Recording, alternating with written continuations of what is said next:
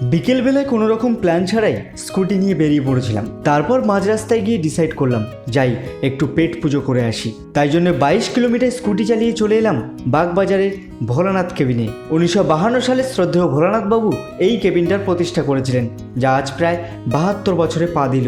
বাগবাজারের গিরিশ ভবনের ঠিক উল্টো দিকেই রয়েছে ভোলানাথ কেবিন। এখানে সকালে পেট পুজো থেকে শুরু করে সান্ধ্যকালীন স্ন্যাক্স সব কিছুর ব্যবস্থা রয়েছে।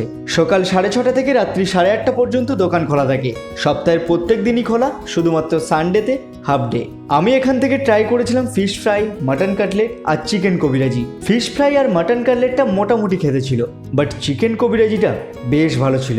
এখানকার খাদ্যরসিক কাস্টমারদের দেখে বুঝলাম এখানে বেশিরভাগ কাস্টমার একটু বয়স্ক, মানে দেখে বোঝাই যাচ্ছে ভোলানাথ বাবুর আমলের ধাঁচ এখনও এই কেবিনে রয়েছে।